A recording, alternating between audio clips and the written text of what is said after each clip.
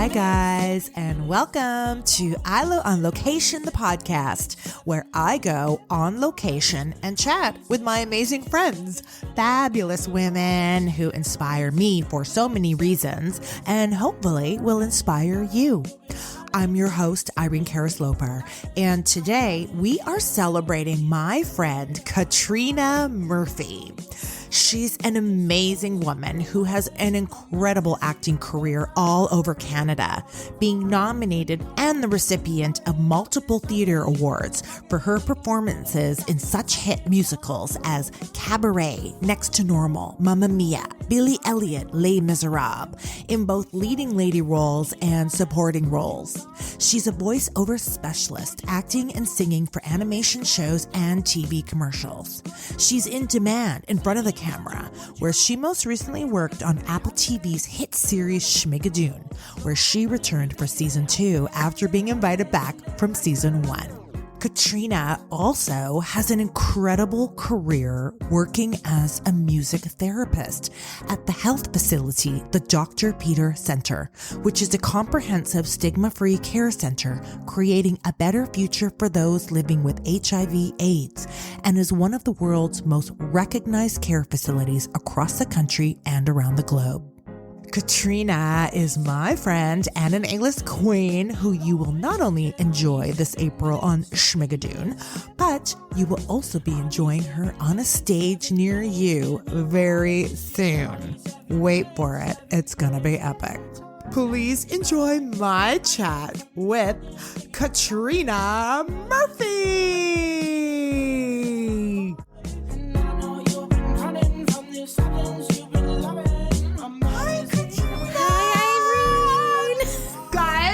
Welcome to ILO on Location. I'm here with my friend Caitriona Murphy. We are in East Van. Would you call that? East Van. ILO on Location, East Van. We're in her beautiful home. Oh my God, it's so stunning. And Caitriona is my amazing guest today. So we are now hot and live recording ILO on Location, the podcast. Caitriona's got her red wine. I have a little tea with leftover Baileys. Yeah. And here we go. It's not quite. No, Anyway. it's 1 o'clock. It always is. It's always 1 o'clock. Oh, no. Okay. So I've got the amazing Caitriona Murphy here with me today on ILO on Location. And I'm so excited to have her because Caitriona is, again, an artist extraordinaire because she is a performer. She's a musician. She's a voiceover actor. She is a music therapist. She is so trained and so diverse in her career that she's a woman to admire. For a woman who's a career for longevity and just having her tentacles, which is a new word I picked up from Barb Tomasic, in so many facets of the arts industry. So, Caitriona. Yes. This is what I wrote down for you when I did some Googling. Multi-nominated and award winner for both Jesse Richardson Awards and Ovation Awards, taking home most recently supporting performance for Cabaret just a few weeks ago for the Ovation Award. You are a multiple accolades for your work. You are an accomplished musician using your incredible talents in a music therapy career. You are a voiceover star. You create new works. So I want to talk to you about your music therapy career. I want to talk to you about your amazing acting career in film, television, theater, and voiceovers. And I want to talk to you a little bit about Real Wheels Theater. Okay. So that's our outline. Okay, it's so hard. But Caitriona, I always like to start the podcast, which is where we actually met. Oh, yes. Well, we did a production of In the Heights. In the Heights. the best show ever. I just love that show. Anyway, as far as that's when we worked together. Yeah, but did we? we? I think we might have met just socially. I knew exactly who you were. And opening nights and through the girls and yeah. Yeah. And I think we got really excited. We each got really excited about auditioning for Xanadu all those years ago. So that's what, remember we were skating. Oh my That's why we know each other. That's right. You arranged this huge roller skating evening. I did. So it was like me and you and Megan Anderson and Big Tracy Lottie. Power and Yes. and Janet and Tara. Yes. Oh my God. We all went roller skating. That's kind of where it all began. That's and where it all like, began. Yeah. Where I met you gals and became friends with you guys outside of work. Yeah. I guess. Yeah. Yeah. And of Lovely course, to play. our most recent show together, which was Talking Sex on Sunday at the Fire Hall Arts Theater, where we also had the best time ever. That was a really good time. Well, we got to be with all our friends. Yeah. Because, when I was first here in 2009, I remember when I did Les Mis and the chorus was like myself and Jenny Newman and Sylvia Zaratic and Janet Gigliotti and like, so there were all these great women, and Sarah Jean was in it. Obviously she was Fontaine because she's Sarah Jean. And Rebecca Talbot was Eponine at the time. And, but I sort of had this expectation of at that point in my life, it's like, oh, it's just always going to be like this. We're just always going to get to be together. And it's really fun. And then Les Mis was a particular show. Mm-hmm. It's got this massive chorus, but we don't have those in every show. Yeah. Yeah. So the Talking Sex on Sunday was like all of us like were in it together, and we had all the ladies in the dressing room, and we're all singing, and we're together on stage the whole time. So it was unique, and it's for that camaraderie of that show. And we were sort of 40s, 50s, and I think at that age there starts to be only one woman in each show. Like there's one or two female parts. Yeah. So it's just like, well, we're never going to be together en masse, except Sex and the City kind of transcended that. It's like, okay, here we all like there's a Sarah whack Jean, of us. We're ready for a remount. Yeah. We're ready for a remount. Okay, it's so amazing that I have you here today, because we're gonna start with your acting talk about for a little bit, because you your roles that you have been from character to leads. You've had all different types of roles. You've had acting roles, singing roles, and I feel like you've had like the ability to have like a broad career, and you're not typecast. I want to just name a few shows that you've done. Next to Normal. Incredible leading matriarch of the show. I think that's the right word. Just incredible leading woman, drama, intense. Billy Elliot, The Teacher, Miss Williams. Again, a leading woman, accent, but character. Cigarettes, leg warmers. Don't even get me started. Then we go to Mamma Mia, Donna, comedy, light, brassy, intense. We have The Drowsy Chaperone. We have Mary Poppins. We have Cabaret, Nonsense, Anne of Green Gable, The Piano Teacher, Wonjin. You have a career which it's not just the same performance. You're always doing different colors for your palette as a performer and as a woman, which I just think is amazing. Thank you. Oh my gosh, coming from you, I'm like, who I admire so much. I'm like, oh my gosh, I'm blushing. I'm blushing. You can't see me. I'm blushing. And I've had the pleasure of seeing you in almost all of them. But I want to talk like a bit about some of, say, your favorite roles. Tell me out of like Next to Normal or Mary Poppins or Mamma Mia, Billy Elliot, or is there a role that you go, or one of them that really stands out to you? Probably Diana in Next to Normal, just because it was such a huge part. And I mean, there are huge parts and there are a huge part. That was massive. Massive. So just the memory of like what that was. Yeah. I think there were 25 songs. Maybe 14 solos. I can't remember. It was just a massive, massive sing. I've never sung like that before or since. Yeah. So it just for the sheer impact and volume of the part. It still sort of lives. Do you remember having to audition for that role or like preparing for that role? Because, that's like you just said, a giant role. You have to do your work even to showcase well. Yeah. Oh, yeah. Well, like, my friend Kevin Michael Cripps still lived in town then. Thank you, Kevin. KMC, just the sunshine of my life, basically. But I have people I love to work with, and he's one of them because it's a meeting of the minds. He's completely honest with me, as well as very encouraging. But it's just nice when you have that person you trust. So they had a lot of auditions. It's like, okay, come in and sing 2 songs. Now come in and sing 3 songs. Okay, I'm going to sing these other songs. And, because they didn't know me that well. Right. So they just kind of had to hear it all, or a lot of it, I think, to go, okay. But I think they'd seen me do falsettos, which is another through sung thing. So it's like, okay, she can sing for 2 hours, from beginning to end. Because that's, when you're casting a show like that, it's like, okay, can she do this 8 times a week and just sing for the whole time? And so yeah, it was a lot about stamina, but working with Kevin, just getting into the moments of it too, and not just what the notes are. Because sometimes at an audition, we're doing a coaching, we're running in just having learned something. Yeah. But I just felt like, okay, I know this stuff. I know how to sing it. It's very emotional, so it was easy to act too. How did you know about the show? Like, I had seen it on the Tony Awards, right? And then I saw it at the Arts Club. I didn't know about it, but are you one of those actors that's like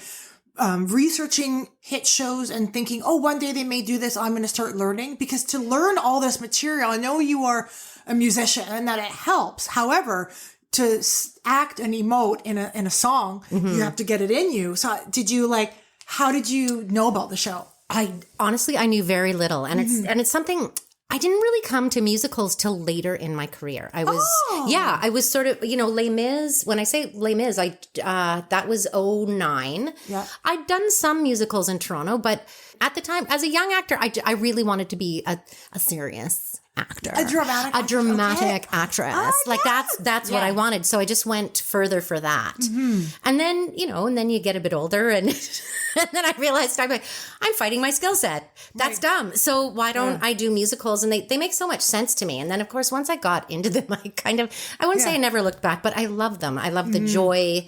I love the movement. I love, you have to take care of yourself when you're doing a musical. You're like, well, I got to get to bed on time. I have to drink lots of water. I kind of like all that, the real life stuff it does too. But then just being on stage with people singing is just like nothing else. Nothing else. And when you have a role like the Next to Normal, and again, you say how it was dramatic acting, emoting. It wasn't, just singing joy and fun. It was like intense, right? Yeah. Like, I feel like that's one of those experiences where there's not a lot of musicals where those characters.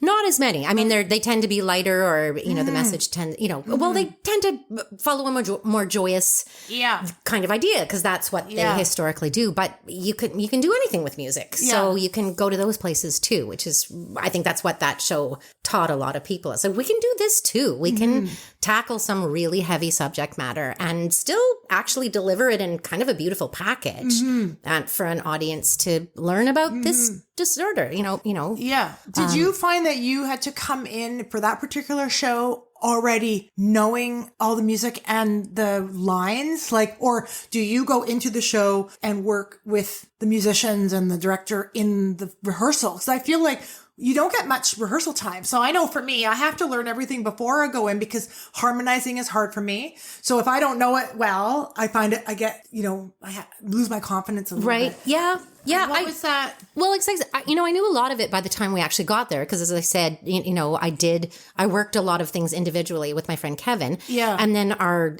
musical director, Bruce Kellett, on Next to Normal, loves Kevin. So every time we were approaching a new song, he'd say, did you go over this with Kevin? And I'd say yes. And oh, great. So that part's done. Yeah. So I'd say I knew a lot of it. I've changed, actually. I do like to front end load now. As a younger actor, I didn't so much. I think sometimes I got stuck into patterns and didn't know how to get out of them. I think I'm better now. I'm more malleable. I can learn something and take a note and change my mind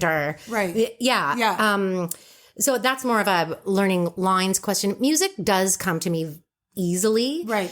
I think it's always better to know more when you're going in, but also I do like, sometimes challenging myself. My weakness as a musician is reading. So sometimes I want to kind of use it as a sight reading exercise so that I can work that muscle and try to get better at it. Yeah. But I'll always have a look and I'm like, oh, if it's super hard and I'm just not going to get it quickly in the hall, I'm not going to waste anyone's time. Yeah. I'm like, okay, I'll just work this out for myself and then go in. Do you feel like a lot of the roles when you book them, they are personal to you? Like, I feel like if you close Next to Normal, the closing night or the next day might have been hard. Like, letting go of that. You're so deep because it was such a, dramatic character and a deep woman. Yeah. Was that one like a hard one to let go of? Did she sit with you afterwards, or were you like, okay, this is closing night, wrap party, and now thank you so much, on to the next? I think every show is different. Right. I loved that character, but it was such a massive undertaking. I think there was a relief that it was over. And I remember, I think at the closing party, it was my friend Matt Palmer, you probably know Matt, said, okay, like he just sat me down. He said, you did that. Yeah. Like, how does it feel? And I kind of almost flipped out. Like, just the suggestion though. I was like, oh, I did. Like, that was crazy. Look, that was a huge deal. But he was just sort of like, good for you. Congratulations. Like that was a huge, and that was a nice piece of advice too. Cause you know, when you do love a show, and we all did. Yeah. Immediately start talking about remounts. Can we do it again? Should we call every director? Remount. So, you know, will we call every director in the world and beg Bill to do it again? I mean, how, you know, and Matt also said, like, he said, you know, it's never going to be the same. And you just make sure you keep this one for yourself because it was very special. Yeah. And I was like, yeah, thanks. So I just appreciated it, you know, from one actor to another. Like, you know, that one's for you. And when you say you had, you know, you love the drama of the arts and versus musical theater at first, that was totally incorporated. Totally incorporated. So you were probably ready for that at that time to have that role, and you could show your chops in a different side. Absolutely. And also then it's really kind of folded in the whole music therapy element too, because I'd learned, you know, just not too long before that, I had been in school studying psychology, studying depression, studying, you know, all kinds of, you know, brain disorders. And so I kind of had more information just by virtue of other things too. And then, to tap into. And then I guess just understanding, I think, how to incorporate it into a character, like use that psychological knowledge to go more deeply into something. Yeah. Amazing. Freaking Jenny Newman, fucking queen. Oh my gosh. And I just want to say you were nominated for like every award possible, but I probably won 9 million awards for that performance, but so good. One of my favorite shows, one of my favorite performances, because I didn't know you so well that like, I don't know if we were really friends then. I was just like, who is this fucking queen? I saw this on the Tonys. And I'm like, whoever she was, she was good, but this was A-list. So, and was there a role like when I say again, Next to Normal, Mamma Mia, Drowsy Chaperone, Cabaret, the piano teacher, was there like a role, one of these that you get the call or the email and like you cry? I don't know. I cry all the time. I cry all the time. Sorry, like probably. I think Next to Normal was when you really pretty neat because they told me in the room, like, and it was so casual. Bill just said, "Okay, well, we'd like you to do it," and I didn't understand, or you know that moment where you're like, am I going to make an ass of myself if I say thank you? Or like I had to, and I was like, what? And he said, yes, you know, we've decided, and I was just like, okay, like, and my friend Megan, I was supposed to meet her. But we didn't really know what time. Yeah. And I was just sort of walking on air and went to my car and it had been towed. And I was like, oh, well. Hilarious. I got towed. And Megan was like, God damn it. And I was like, nothing can make me mad right. Like I was on the phone with her and I was like, no, it doesn't matter. I'll just go get it. And she's like, well, do you want me to come? And I was like, I'll get a cab. Yeah. And she's like, that's just going to be more money. I'm like, I don't care. Yeah. Like, so there was that, because it's like a feeling when you, like I said, you know, you go for the role or you see it announced or you see it on the Tonys, you know, one day, you know, but then like when you get them and it's not all the time. Like, I mean, again, I'm naming off all these amazing roles where you get them and you're working, but it's not like every weekend. So when you do, sometimes it just feels so good. And, of course it does. And I think when you've gone through a series of auditions too, like Next to Normal, I really knew quite a bit of the show by the time the auditions were finished. And I was like, oh my God, if I don't get, like, I love her. Like, you know, and I've not been cast in roles where I've sort of like gotten really attached to the character. And I'm like, but I have to play this character. Like I just, you know, I've got this in me now that I've got to do. So sometimes there is, it's interesting. There's a relief because it's like, okay, I just would have been so disappointed if I didn't get to do this. Like when I was asked, like, how did you do that every night? I was like, interestingly, the rehearsal was more difficult, but really, like, if you prepare yourself, but I was like, no, it's kind of like just jumping off a cliff, jump right off and go, okay, let's go. Let's just, I think that's what's fun about being an actor. Like is just jumping in with both feet. That show, I think, was really special. In a very special way. No, baby, don't you.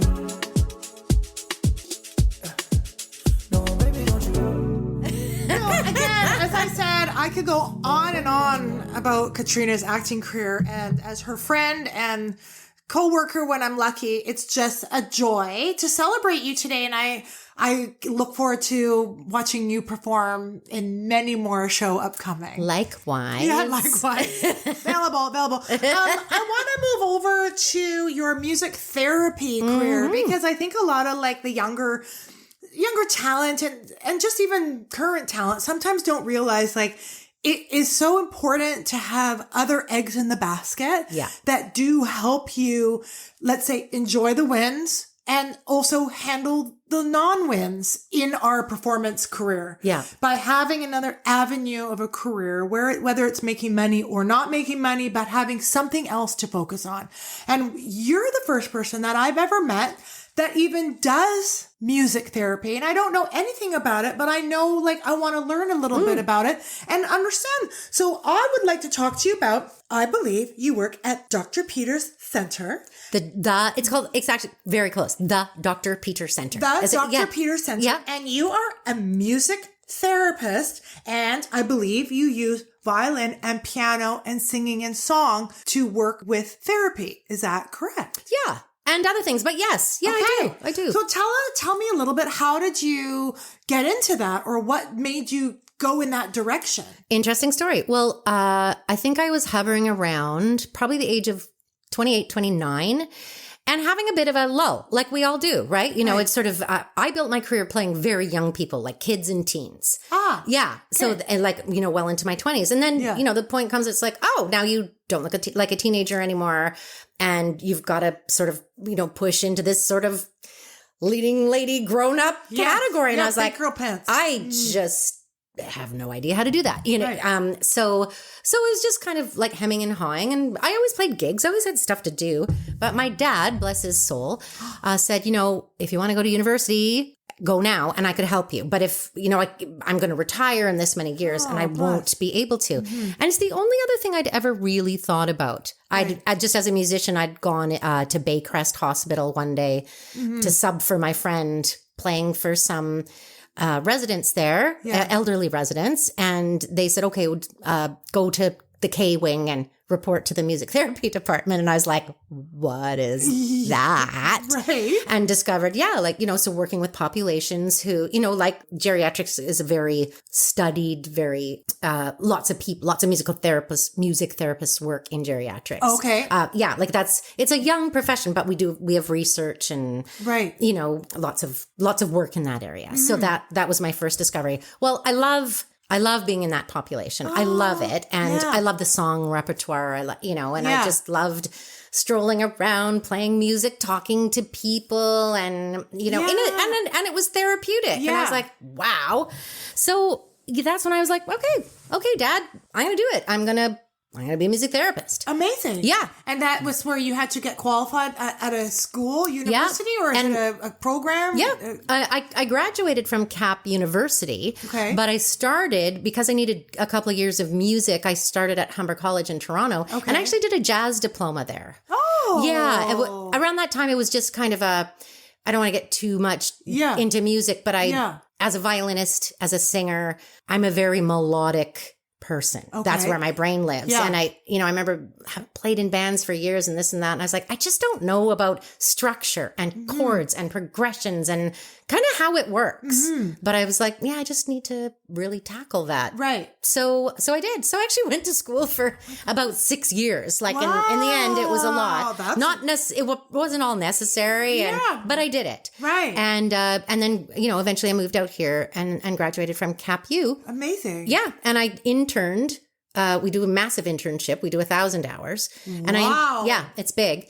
And I did some of it in geriatrics but most of it or a lot of it at the Dr. Peter Center, which I then was hired and I've been there, you know, I think I started interning in 2008. And the Dr. Peter Center, is it like, what does one turn to music therapy for? Okay. The Dr. Peter Center is a place, I work predominantly in a day health program for people living with HIV and AIDS.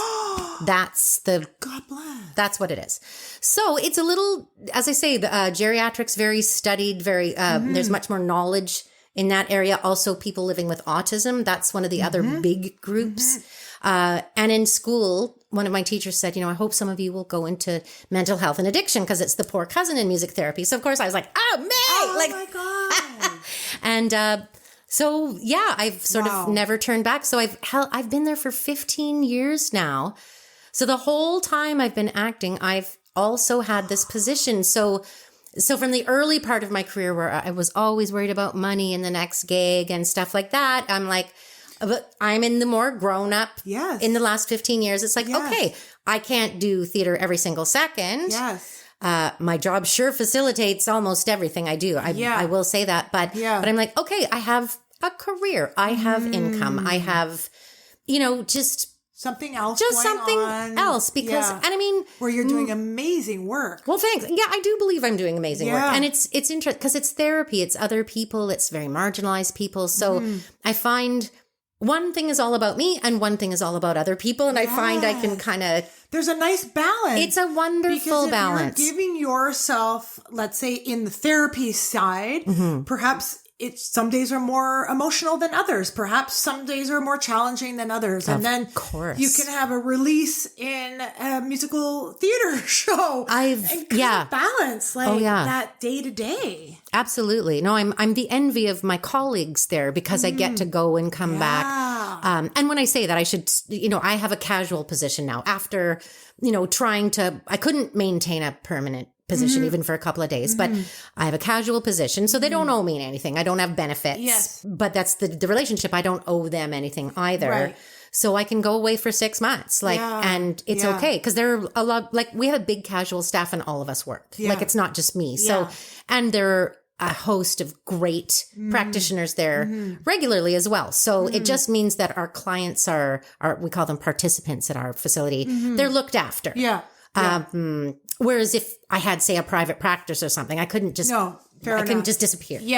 So it's just, I have found the profession and the position that works for me. Yeah. Who knew? I wish it was the same for every actor. A lot of actors have a job. Yeah. Well, that's part of the season, or what I'm sort of pointing out in the season 3 is artists who have, like I said at the beginning, other avenues, just because I think it's, first of all, fascinating and interesting.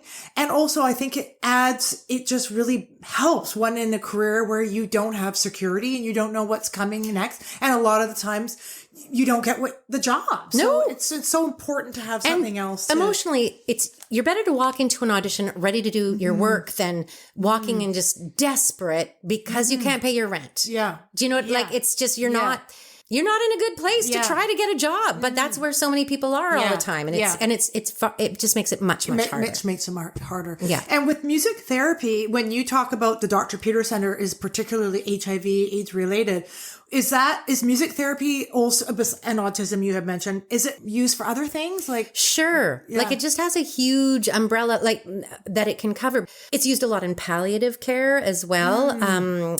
Something that, I go to conventions and stuff like that. Some of them were online these last couple of years. Yeah. And one of my favorite presentations was, a young gal working with a cancer patient and writing a song with her. But, but you can amend in many ways. Yeah. And so the woman was a fascinating woman. And she said, I'm very successfully treated, but we don't know what's happening next. Yeah. And my relationship with the music therapist was so important to me that I got to have music. I got to think about music. And after having this huge career, my job was to write a song. And she's like, I loved that. And she said, and I don't like my own voice, but we decided the music therapist would sing it, but it was going to be my words. And I think it was a Sarah Bareilles song that she reworded. Oh. But she said, I love the melody. Yeah. Because when you're working with people who don't necessarily have music to access within themselves, you can amend everything all the time. And I thought that was such a nice amendment. It's okay, you love this melody.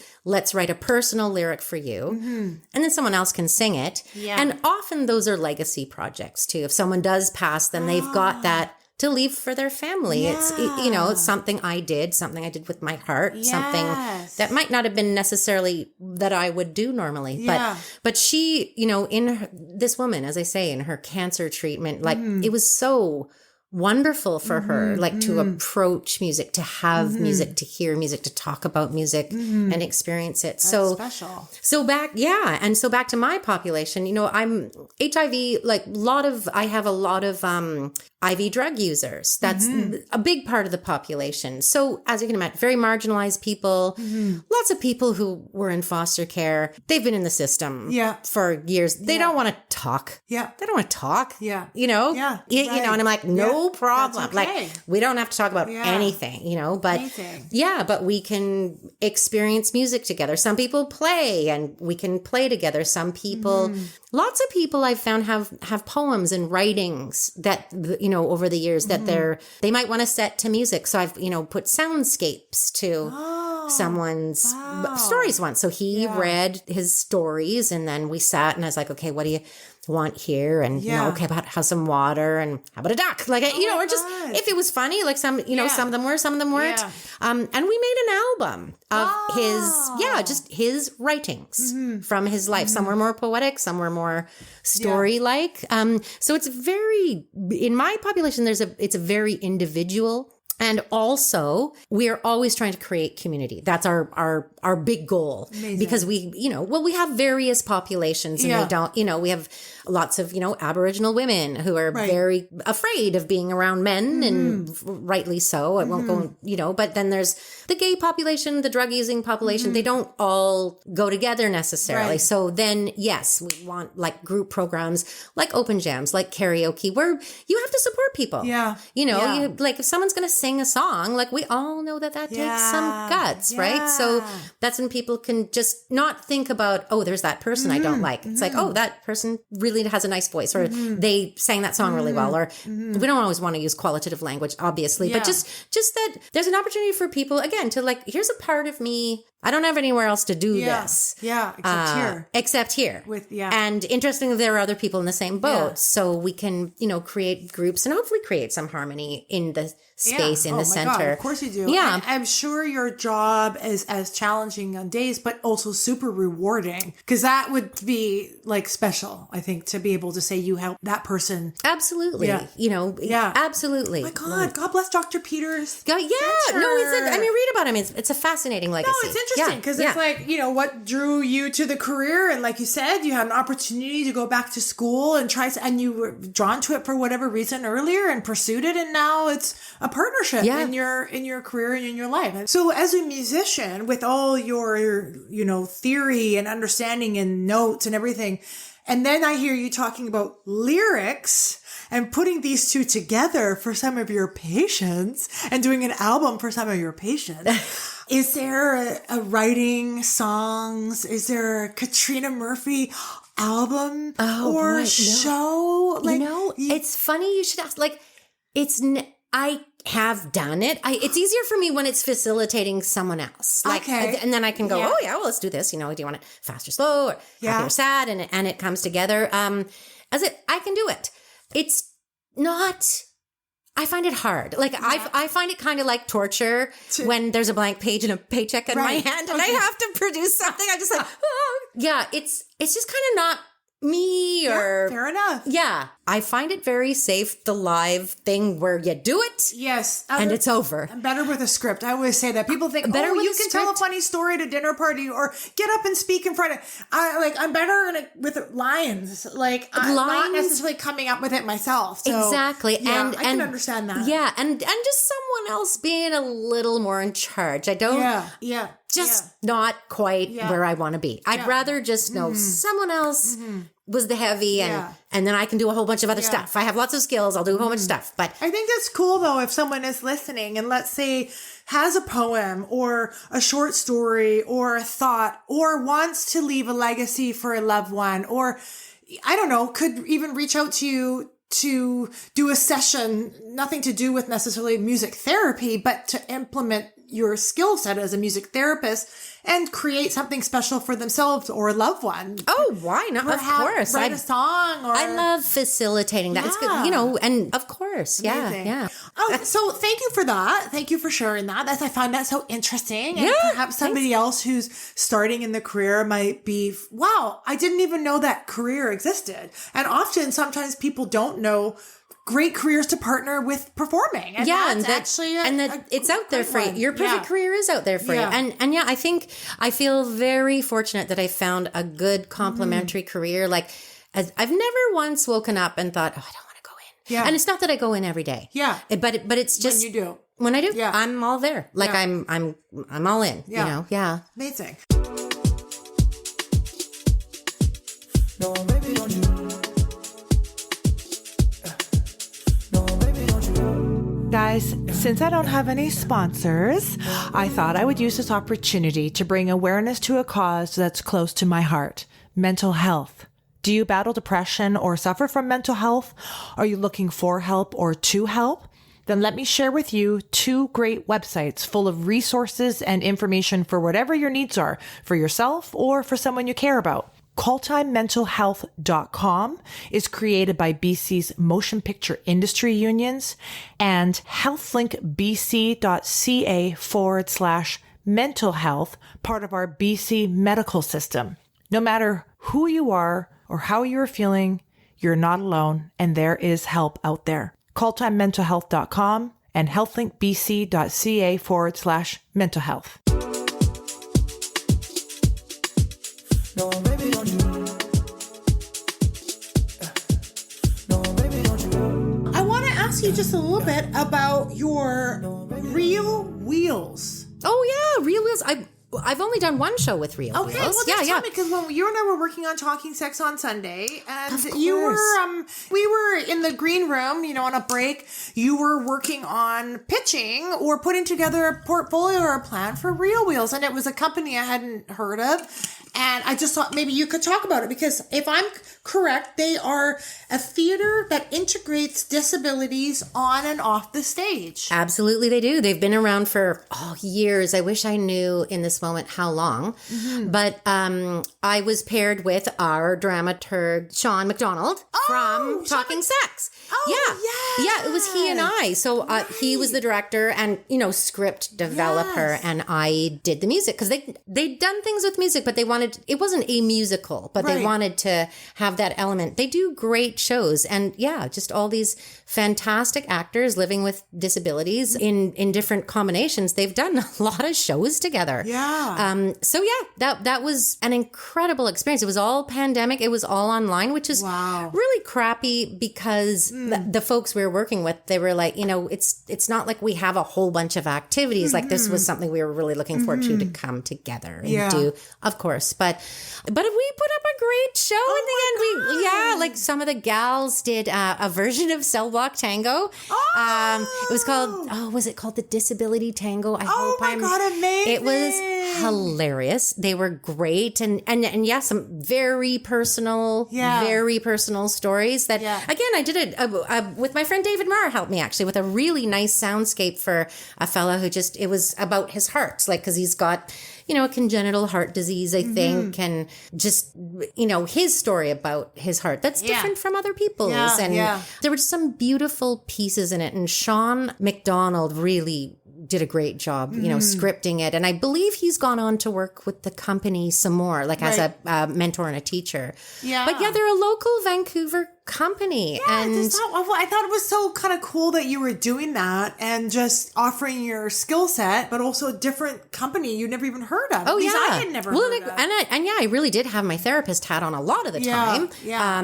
It was kind of a nice combination. It was just like, okay, me the musician and me writing a lot, which is challenging, but I always, it's one of those things I'm always like, well, I can do it. Like, but and just with I really admired these actors that I was working with. I still do, just incredible people. And we're always talking about diversity and representation and talk about, the disability community. It's like, how many times have we watched someone get into a wheelchair where we live our lives in wheelchairs, and that's a whole thing, to understand and just, they're like, oh, we see people you know, playing people with disabilities all the time, and no one calls us to come and play those roles, and it should change. And it's some of these people, I think they are on the actor disability committee. A bit more. Some of the British series, it's coming. It's you know, coming. but it must it's got to be. It's like, oh, we can't. Yeah. Again, I just don't know too much about it, but I'll have to ask because I just think it's important to make shine a light on some of these other areas. Absolutely. Amazing. That's for sure. Okay, so Caitriona, Schmigadoon. I mean, working with Ariana DeBose. Not directly, but we were on set together. You know, and like having with local talent, we had the Julias, the Julios. Yeah. Like that's a huge show. Season 2 on Apple, which you were invited back. You've been given a role. Like, talk to me a little bit about the Schmiga. Because like, it's not every day you get to be on set, but then go back day after day. Yeah. Meet the crew and get to know each other. Yeah. For a big TV show like that. Tell us a little bit about that. Oh, I will. Well, Schmigadoon, what a wonderful production, because when they did come back to Vancouver for the second year, the dance ensemble was very different. And I say that with a bit of a laugh, just because my dear friend Kat Reynolds and I were hired as soloists and dumped into the dance ensemble, which was terrifying. But we held our own. Ladies killed barely. But anyway, but they didn't have the same kind of dance ensemble because it was a different, I can't say too much, but it wasn't just sort of set in the town where this chorus of dancers was again. They had lots of vignettes because it's about musicals and Schmigadoon's all about. I've only seen season 1. Okay, and I don't know. I just know that there's a Chicago element to season 2. Yeah, so but it's always pulling from different musicals and references, and so it did go off into Chicago and Dreamgirls and various things. Yeah. So everyone wasn't in everything. Okay. So, but what they did is the choreographer got in touch with all of us and said, there are no promises, but just we wanted availability. We don't want to know availability and interest. Yeah. And then went to the agents, and my agent, who's wonderful, like she's like, there's not a lot, but they've just offered you this one day, and we were like, great. It was, and they really tried to have everyone back. And the neatest thing was that I was on set the same day as Kat Reynolds, so we got to do our scene together. We were sitting right behind Keegan-Michael Key, who's the nicest man in the world, and he just turned right around and said, great to see you guys. And as you know, like lots of people have been back. Like it's been really nice to see everyone from last year. Like, and they've made this huge effort to just get the locals back. So we all, Kat had 2 days, I had 1, various people had various things, but they were very committed to the Vancouver people that they'd used the first time, which is, they don't have to. It was really nice. I'm sure they got to know you all because the first season, you guys were there for 3 They loved months the chorus. Like a long they time. Did. Learning all these, like the Greek chorus, and I guess is what you're in every scene, you're in every almost every shot. We were in every episode except one in the first season, and they loved. They just loved the dance ensemble. Isn't it nice to have like a job to go to where you're going to see your friends, and I mean besides the theater, but I mean film and TV too, where you get to drive to the lot and it's that different experience that you're up at 100 o'clock in the morning with your tea and and it is fun. I was picking up Kat most mornings and Julio some and just saying, okay, here we go, here's another day, let's see how it goes, because theater's more predictable, your rehearsals even, but there it's just like, oh, sit there, we'll see what happens. Yeah, totally. And you're like, okay, I'm in my costume, and that was another show where everybody auditioned. And again, even all the shows that you have been in and in the general in the city here, everybody's auditioning for the same job. So even to get considered, shortlisted, pinged, whatever, and then to land, it's a big accomplishment, a big celebration when like your friends do book and you are all there together because, oh my God, we all got it together. Like what fun is that? Oh yeah. Yeah. And then I feel like it kind of adds that confidence even going to set the first day. Like it might be a little nerve wracking working with all these celebrities and like on a TV show where you're theater, everybody, the stagehands, hair, makeup. Film, it's a bit different. It's like new people most of the time, right? Very different. Yeah. And all these new people. But as you said, like there was this pack of us too going in and we'd rehearse together. So that was nice, that we all just got to hang out together. Yeah. Do you have a favorite medium? I guess if you're getting back into the voiceovers, is this theater, the stage, or film and television? Is there one or the other? Or are you like both the same or different? That's a good question. I think there's something I love about voiceover. I'm at home in the booth. things I'm insecure about, all that goes away, which is really fun. Like, it's just nice. I'm a vocalist. Like, it's fun. Like, I like doing lots of different things. Yeah. And so, it's kind of like, feels like my natural habitat a little bit. Having said that, the theater is, it's church. Everything. It is church. It's it's just where I belong. It's where, I don't know. And I'm unmarried. And I think that's where I get to be intimate with people. Yeah, do you know what I mean? Like, I'm just that person who it's just like, okay, I get to go and hang out with a pack and be part of something. And that's really fun. Yeah. Yeah. I'm married and I'm still desperate for it. Yeah. That I have to create my own podcast to get together with my girlfriends. Is there a role or like a couple of characters you've got on your list that you have yet to play, or like your one day, oh God, I hope they do that show? Or are there any roles or a few numbers? Like, not as many as some people for sure, but certainly I want to play Mrs. Lovett. Sweeney, is that Sweeney Todd? Yes. And the witch in Into the Woods. Thank you. Oh my God. That one, hello. Like I've sort there's certain, like I've learned songs at different times. I'm like, I'm just sort of those are your putting this in the, Okay. And those are the two that I think about the most, that I'm like, oh yeah. Did you all hear that, Vancouver? Yeah. Sweeney and Into. Yeah. Okay. No, baby, don't you? No, baby, don't you? Okay, so Caitriona, my closing questions, Ilo on location. Is there something you practice to keep a healthy mind and spirit? Yoga. Amazing. Yeah. Daily, monthly, weekly? Oh, I wish. My exercise regimen is not great right now. But I see your yoga mat. No, they're here. It's right here. It's all here. No, but anytime I do it, like, I just feel amazing. And it like it for 10 minutes, hopefully 20 or 30, but it's a beautiful practice. And a yoga practice, man, it is just a great thing. And your body keeps you nice, lean and tight. Yeah, so it's something I should probably try, yoga. Honestly, like if you haven't, it's really, it's just better than everyone, even better than the hype. Like it's a good, and it's and it's personal. Yeah. Okay. I don't know if I can play an instrument without having like a teacher somewhere in my head or just something like that about how good it is supposed to be. And, when you have your own thing, it's like go at your own pace, like listen to your body. Amazing. It's nice. Okay. Thank you. Yoga. Caitriona, is there a woman in your life who inspires you and why? Yes. There's so many. Well, there's Gina Shirelli for one, who I could go on and on about. God bless Gina Shirelli. Love you. She's so talented and wonderful and a wonderful friend. And I just couldn't really imagine life without her. And it's funny, like we discussed Gina earlier. Yeah. But I think the person who pops into my mind more regularly perhaps is my boss at the Dr. Peter Center. Her name is Rosalind. Oh my God. And she's just a clinical genius.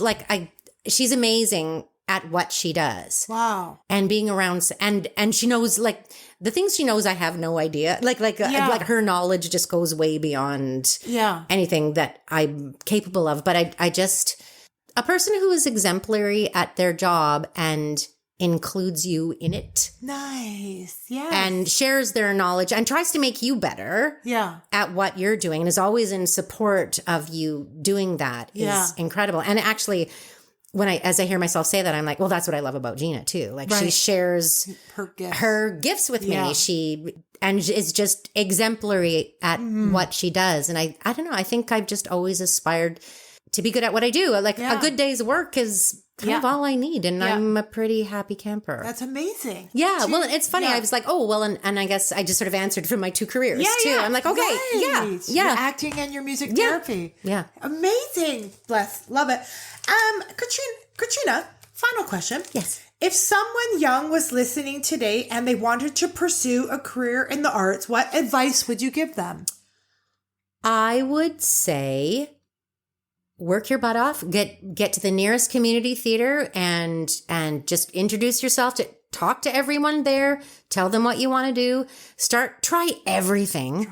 Just try everything there. And really, not that this is what I did. It was recommended to me and I was in too much of a hurry, but go to a small liberal arts college and get a degree, like in arts. Like, think about other things that will make your acting so much richer and so much more interesting. Yes. And also, you'll just also have that knowledge that's like, I have a degree. Yes. And if I wanted to do a master's in anything, it would take 2 years. Yeah. And I could have another really great career if this one didn't work out for me. 100%. Yeah. I love that you said that. I hope that people listen to that and take that advice. Oh my God, Caitriona. Oh my God, that's our time. I can't even believe it. It didn't fly by. Yeah. That's our time. And we chatted beforehand. Oh my God. Yay. The gift of the gap. I got Jesus it. So fucking Christ, right? The gift of the gap. Honey, cheers to my Baileys and tea and your red wine. And my red wine that you brought to me in my home, which I love. As I cough. Thank you so much for joining me on ILO on Location. Thank you for having me. I've always wanted to be on ILO on Location. Yay! So like my dream come true. Yay! That's a wrap. That's a wrap. And that's my chat with the amazing Caitriona Murphy. Thank you for joining us. We hope you had as much fun as we did. To get in touch with Caitriona, please visit her Facebook page at Caitriona Murphy. To book Caitriona for her acting skills, please visit her agent at MA Talent Management. To learn more about the Dr. Peter Center, please visit their website at drpeter.org. I'm your host, Irene Karras-Loper, and in case you are wondering who the artist is behind the music on my podcast, it's my A-list nephew, Connor Wilkinson, and you can listen to all his musical talents and follow him on Spotify, TikTok, and Instagram. His handles are at $disco_ and at passion_mango.